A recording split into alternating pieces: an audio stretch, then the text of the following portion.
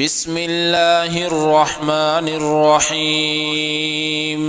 الرحمن علم القرآن، خلق الإنسان علمه البيان. الشمس والقمر بحسبان، والنجم والشجر يسجدان. والسماء رفعها ووضع الميزان، ألا تطغوا في الميزان، وأقيموا الوزن بالقسط ولا تخسروا الميزان.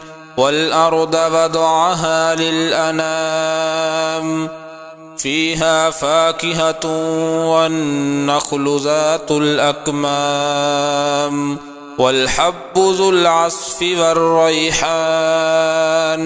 فبأي آلاء ربكما تكذبان؟ خلق الإنسان من صلصال كالفخار، وخلق الجان من مارج من نار. فبأي آلاء ربكما تكذبان؟ رب المشرقين ورب المغربين، فبأي آلاء ربكما تكذبان؟ مرج البحرين يلتقيان، بينهما برزخ لا يبغيان. فبأي آلاء ربكما تكذبان؟ يخرج منهما اللؤلؤ والمرجان. فبأي آلاء ربكما تكذبان؟ وله الجوار المنشآت في البحر كالأعلام. فبأي آلاء ربكما تكذبان؟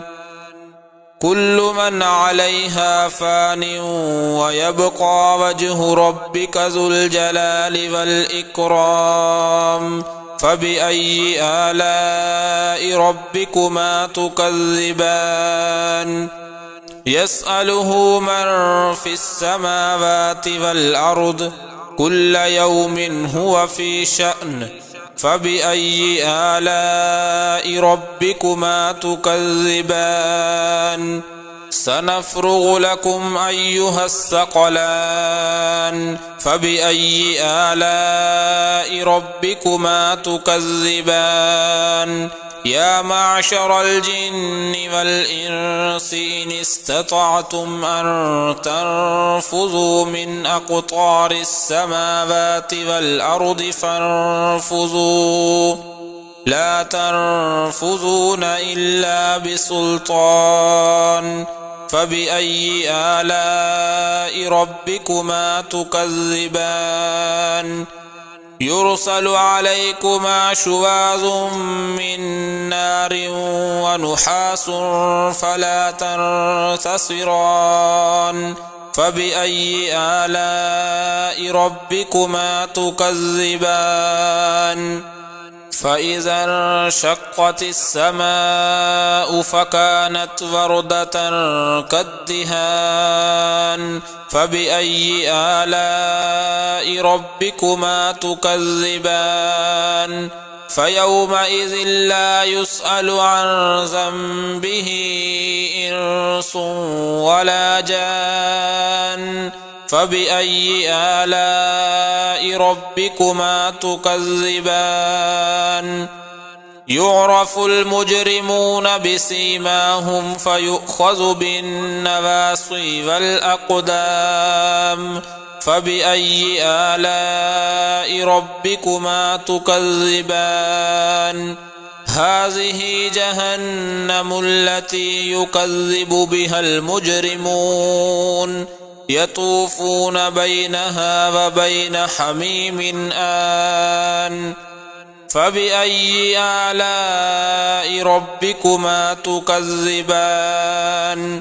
ولمن خاف مقام ربه جنتان، فبأي آلاء ربكما تكذبان ذواتا أفنان فبأي آلاء ربكما تكذبان فيهما عينان تجريان فبأي آلاء ربكما تكذبان فيهما من كل فاكهة زوجان فبأي آلاء ربكما تكذبان متكئين على فرش بطائنها من استبرق وجنى الجنتين دان فبأي آلاء ربكما تكذبان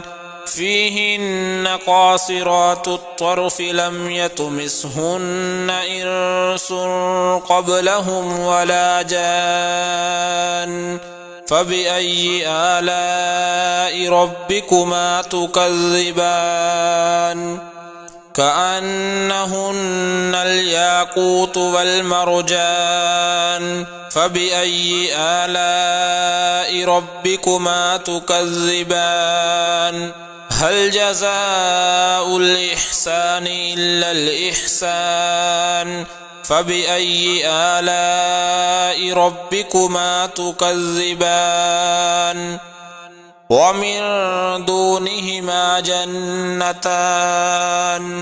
فبأي آلاء ربكما تكذبان مدهامتان